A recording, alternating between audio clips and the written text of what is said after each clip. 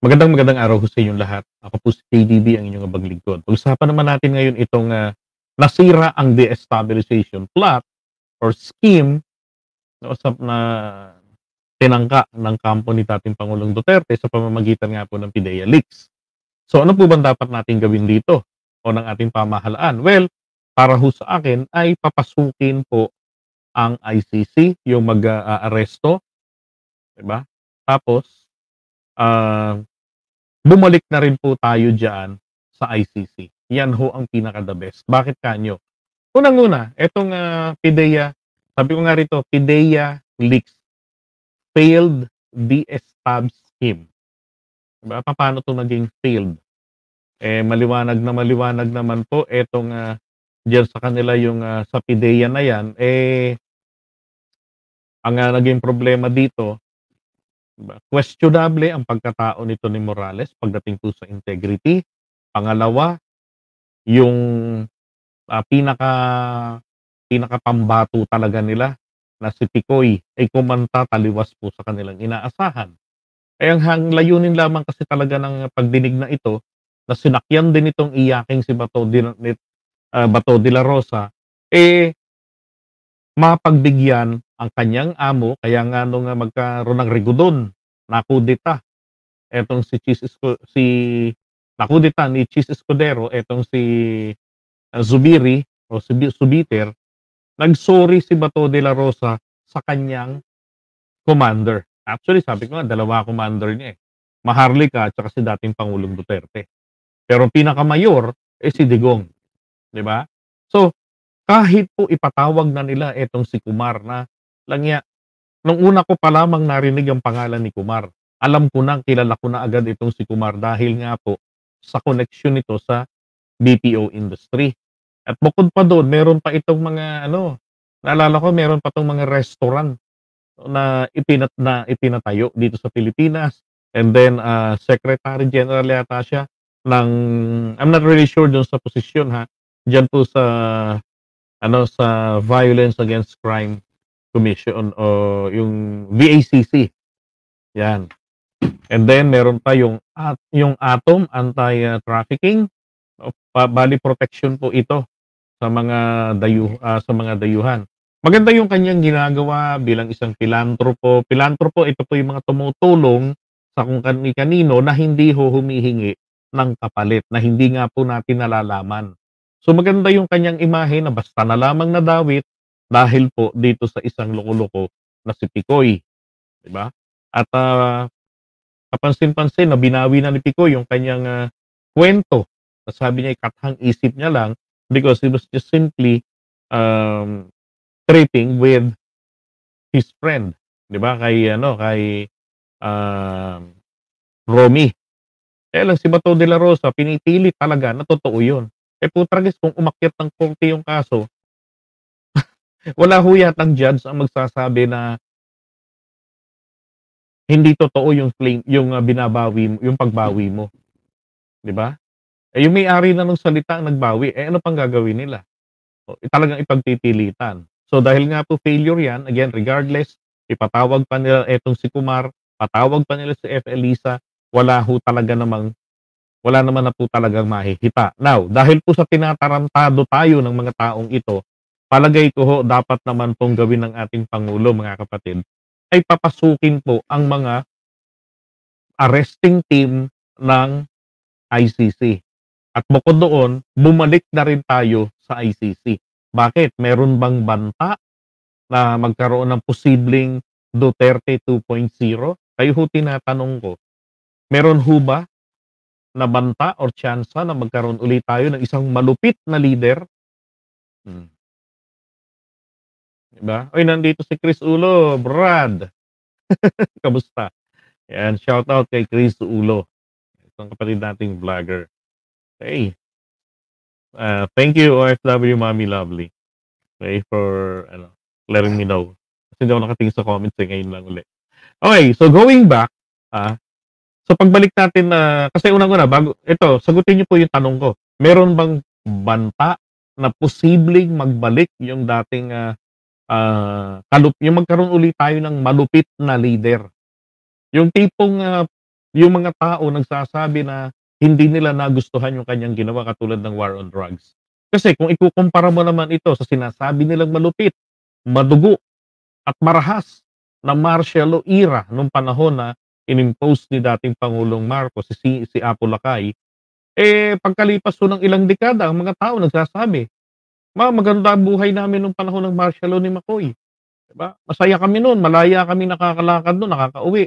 Safe kami, nandiyan ang mga PC, ang constabulary sa labas, may nagpapatrolya, mataas ang police visibility o yung, constabulary visibility sa lansangan. So, we feel safe nung panahon na 'yon. Hmm. Hindi katulad nito, pagbaba ni dating Pangulong Duterte, may nagsasabi na kaagad na ah, hindi kami,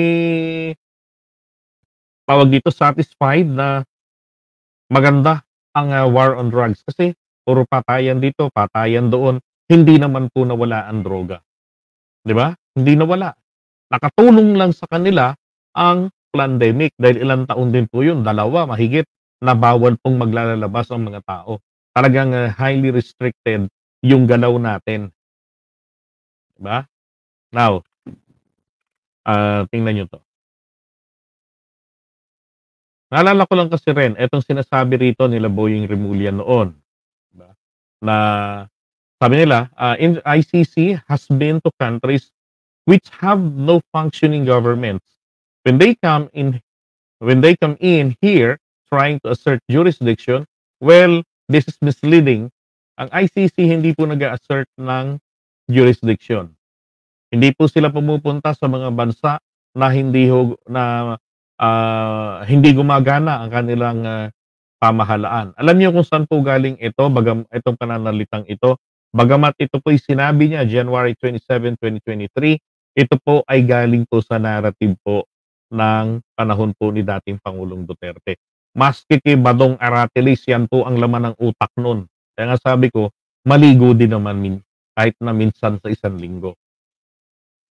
Na ang ICC ay pumupunta sa mga maliliit na mga bansa, sa mga bansang Afrikano, yung mga hindi gumagana yung kanilang, judicial system. If we follow that narrative, mga kapatid, ang Pilipinas po, meron po tayong malfunctioning judicial system. Bakit kanyo? Bakit kapagka sa mga Duterte, 'di ba, protektado, ng ating presidente. Bakit pagdating kina Digong, gano'n ang trato? Bakit, tawag dito, hindi sila makasuhan dito sa Pilipinas? Natatakot po kasi yung mga kamag-anak ng mga nabiktima ng madugo at malupit na war on drugs. Na tipong ginawa nilang parang mga hayop, parang mga manok ang mga Pilipino. Na kung saan ay mga akusado pa lamang, 'di ba? And then kung maririnig natin yung mga kwento ng mga kamag-anakan, meron doon tinuring na lang sila na mga collateral damage ang tawag doon.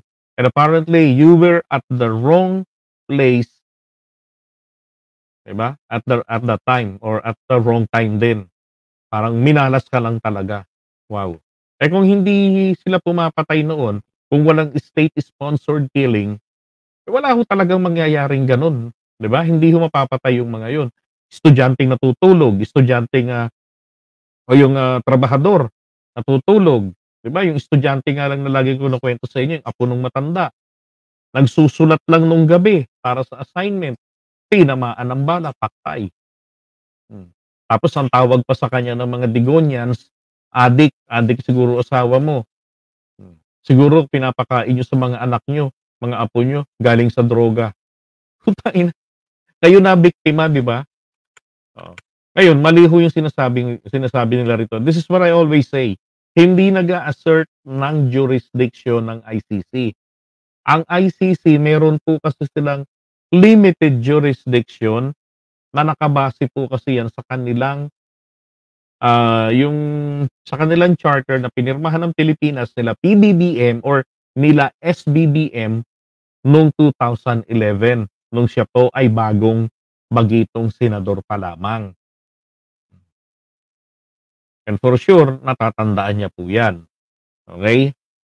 Ngayon, ang sinasabi rito ni PBBM, walang jurisdiction ang ICC sa atin. Ang tinutukoy niya po is the literal na jurisdiction.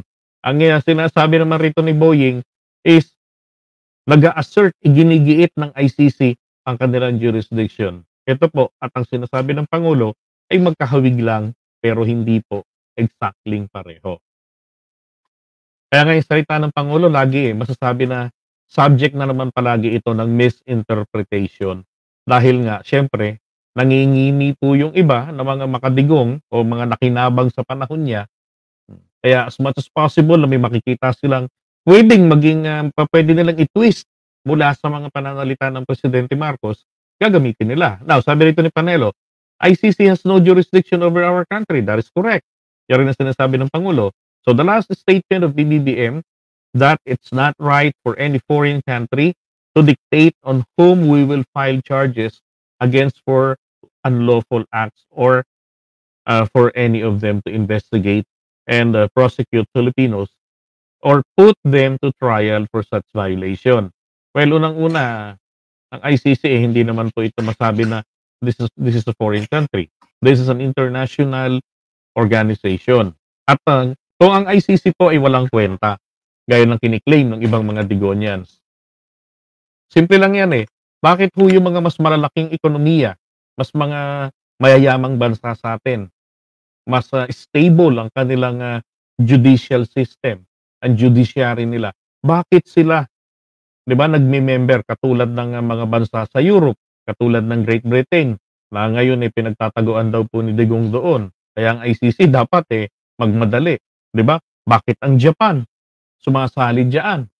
Oh, kung ang tingin pala dito pambubuli lamang sa kanila, bubulihin lang sila ng ICC. Bakit itong mga Filipino international law experts natin, gustong-gusto nila na maging bahagi ng ICC, 'di ba? At ilang Pilipino na rin po ang mga naging bahagi nito. Hmm. And then si Miriam Santiago, 'di ba? Oh, bakit pagdating kay Digong, ang ICC biglang naging malademonyo, 'di ba? Now, pa pa tinatanong ko po sa inyo kanina kung meron bang tsansa na magbalik uli yung ganong klase na madugo ang, 'di ba, madugo yung, gaya ng sa war on drug? Well, meron po akong nakikita sa katauhan ni Tony Baste o ng mga anak ni dating Pangulong Duterte. Ito lang maliwanag na maliwanag ang sinasabi po ng PIDEA noong July 11, 2023. Ang sabi nila, the supply of illegal drugs in Davao City has been very low for quite some time. So the collaboration of Task Force Davao and the PNP at the city's checkpoints make it hard for pushers to enter or pass by. Okay, so maliwanag po yun. At saka yung mga taga Davao, hindi po nila sinasabing bumalik yung droga sa kanila. Wala silang sinasabing gano'n.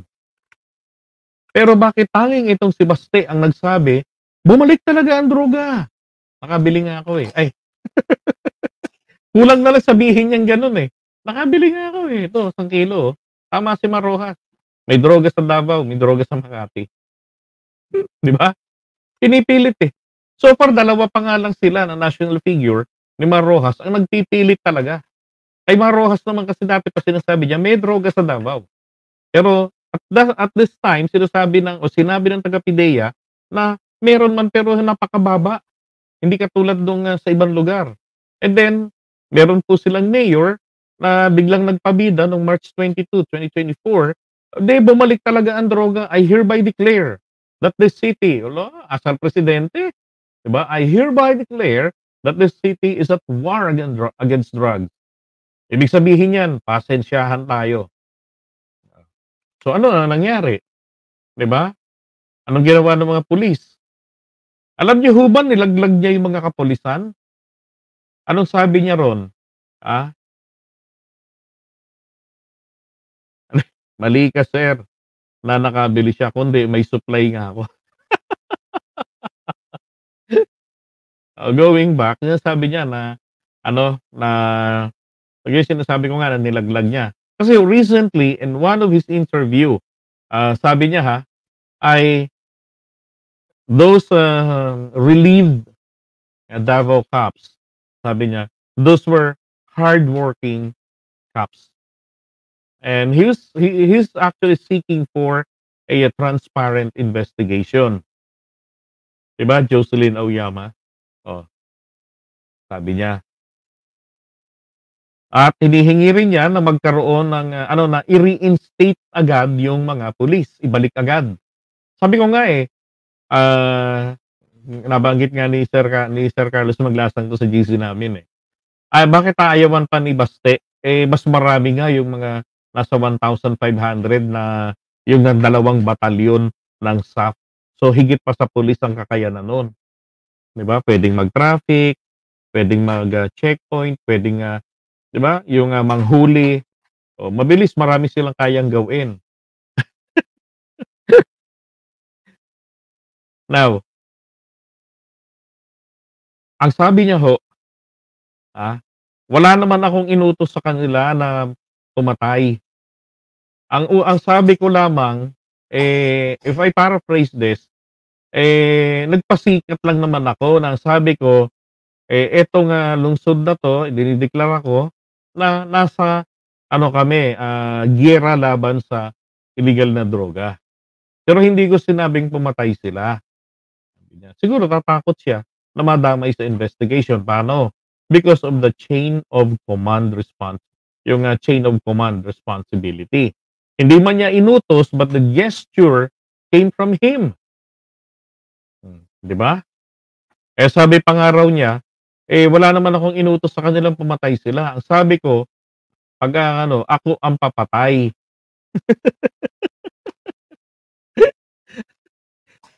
I heard that. He said that. Ako ang papatay. Kaya sabi ko, kung ito ho ay, lilipas ang panahon, 'di ba? At, magtagal diyan sa Davao City bilang mayor. So, there's a possibility na bumalik yung dating sistema nung panahon ng tatay niya, 'di ba, na itong patayan sa war on drugs. Tapos ang masaklap, bandang huli ilaglag yung mga pulis na naging killers nila. Kung siya po ay maging presidente dahil sinusulong siya ng mga Digonians, meron hong malaking chance na talagang bumalik na naman po tayo sa iniwang legacy ng tatay niya, ang, kill, kill, kill, kill, 'di ba? So, para ho ito mapigilan, kaya ho kailangan natin ang ICC dito sa ating bansa. Kailangan natin 'yan. Bakit?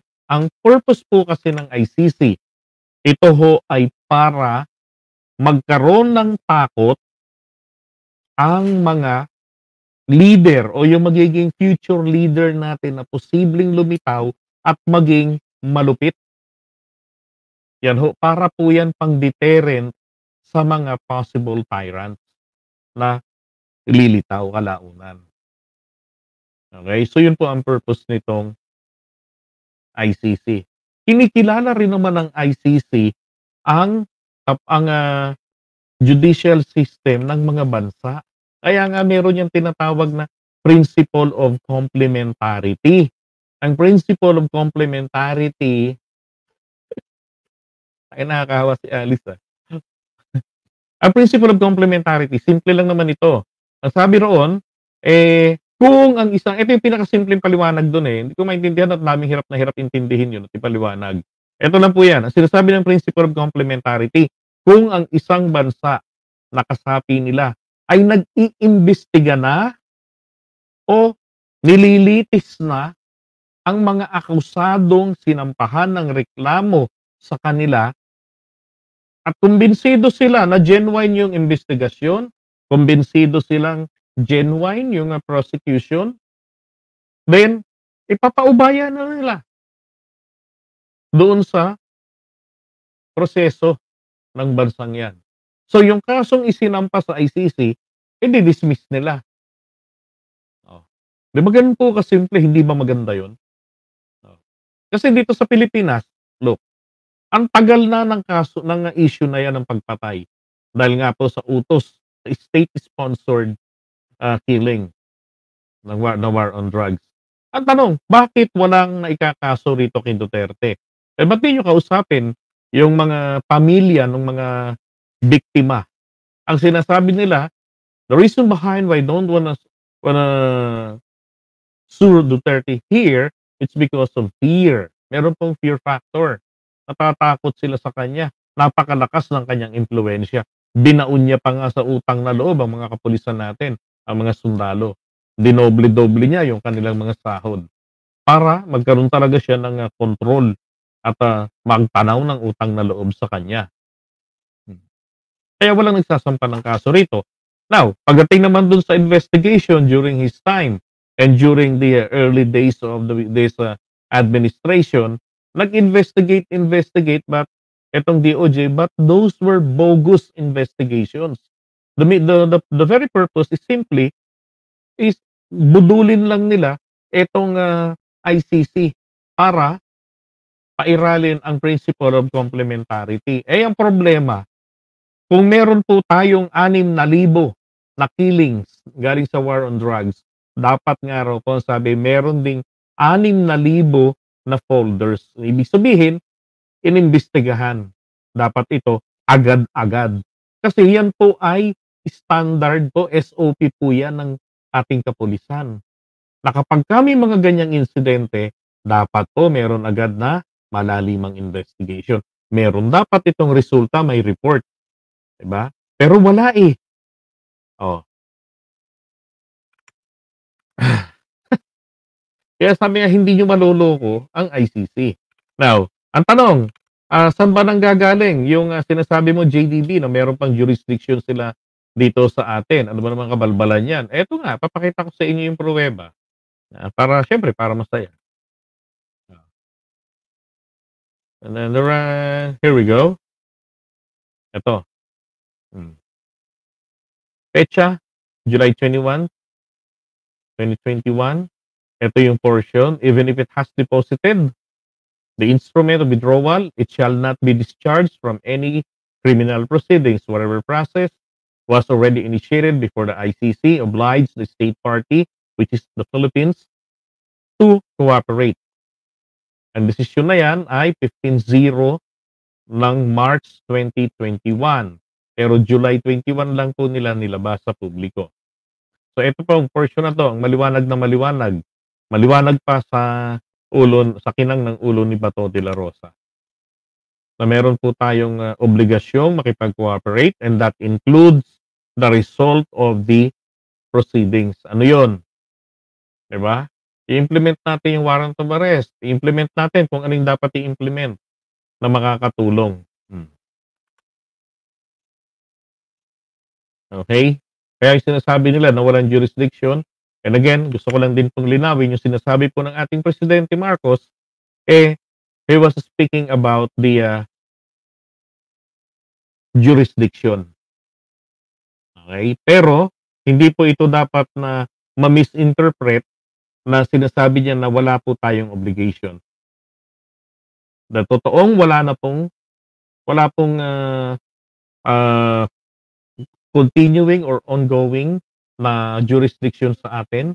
Ano man ang nangyayari beyond March 9 until now, wala pong jurisdiction na ang ICC. Pero hindi po sinabi ng ating Pangulo na hindi niya kinikilala ang desisyon ng Korte Suprema. Walang ganun sinabi presidente natin. Kaya hindi po nakapagtataka. Later on, nagbago na ang tono ni Boying Rimulya. So from pro Duterte stand, naging na po siyang nagets niya na, I would say, nagets niya na yung gustong sabihin ng ating presidente indirectly. Now, bakit ganito presidente natin hindi magdirekta? Hindi diretsahan, hindi barahin. Well, ang diskarte po ng Pangulo natin, kung siya po ay inaaraw-araw ng mga Digonians na tawaging bangag-bangag, ganun rin po ang ginagawa ng Pangulo natin na hinahayaan niya na magisa na itong mga kumakalaban sa kanya mag-reel sa public opinion. At sa ganun, oras ng damputin na ito si Digong, alam na ng taong bayan what's going on. Diba? Is it lawful? Oh yeah, it is lawful. Narinig namin yan kay JDB. Nabasa pa namin, may mga pruweba pala talaga. Meron pala talagang legal basis. Mas malinaw. 'di ba? Malabo yung paliwanag ng mga Digonians, pero maliwanag yung paliwanag ng Korte Suprema, oh. Kaya yes, that's correct, Macaron, hinahayaan ni PBBM, 'di ba? Wala naman ho akong problema sa kung sino yung kasabay ko. Okey, wala tayong problema roon. Puwede po tayong panoorin kahit po sa ano, late, okey? Puwede po ang, replay, wala namang magbabago. Kung ano yung sinabi ko, still it's going to be the same, okey? Alright, so iwan muna natin ito. Pero again, paalala ko lang palagi, tama po na bumalik tayo sa ICC sapagkat hindi po dapat pabayaan ng PBBM ang ginawa ng SBBM noong 2011 na kung saan, eh, isa siya sa mga nag-ratify ng ICC. At yan po kapag ginawa niya ngayon na bumalik tayo rito sa ICC, isang magandang indikasyon na ang Pilipinas ay talagang may pagpapahalaga lalo ang pangulo natin, na kung saan ang kaniyang imahe nung kaniyang pamilya ay sinira nung mga kalaban nila na human rights violator. Kapag ginawa niyang bumalik tayo sa ICC, then talagang mababago po ang lahat, 'di ba? At hindi lang po sa pamilya niya, kung hindi po sa imahe ng bansa natin.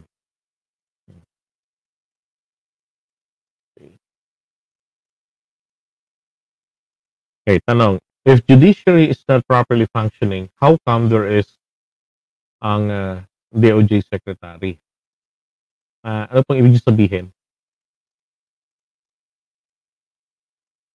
Ang ano 'yun, kung ang judiciary ay hindi po tama yung, kanilang, function o yung kanilang, galaw, hmm, hindi ko ma-gets, direktahin niyo po, okey, para masagot ko po ng direkta. From Gemma, PBBM is consultative, legalistic, patriot. Yes, that's right, welcome ICC nauna.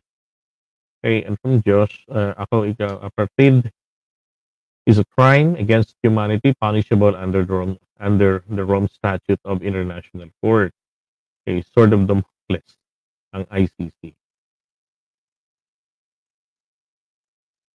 Baka sa next pakita ni Diggs sa public, naka-wheelchair na. Paawa. Kukunin pa rin naman siya ng ICC. And so puwede na palang kasuhan si Digong ng mga kaanak na puwede naman po siyang kasuhan talaga. Puwede naman siyang kasuhan dito sa Pilipinas. Yun nga, 'di ba? Kasuhan siya rito. Kaya lang ang problema nga, walang may gusto sa kanilang magsampa ng demanda rito. Ini-encourage nga sila na magdemanda, even the president. Sinasabi niya, "Sampahan niyo na ng demanda rito." Hmm. Pero ayaw nila, bakit? Mas gusto kasi nila, 'di ba, na lalo na yung nangyari nung nakaraan na nireklamo ni Franz Castro, ano nangyari? Ang bilis nung dismissal, hindi man lamang tumungtong ng prosecutor's office si Digong. Hmm. Na-dismiss kaagad sa pangalawang pagkakataon lamang yung reklamo ni Franz Castro sa kanya, 'di ba? Kaya lalo hong natakot, lalo hong nag-alala yung mga kaanak na magsasampa kami ng reklamo, malalaman nila yung addresses namin, putragis na yan, baka hindi pa kami nakakauwi, 'di ba? Banata na kami sa daan, pag-uwi namin naglalakad kami pag-alis, pag-uwi namin nakakahon. Kaya ayaw ho nilang magsampa ng kaso. Kasi tama nga ho kayo, ICC is the last resort. Ito po yung court of last resort, ang ICC.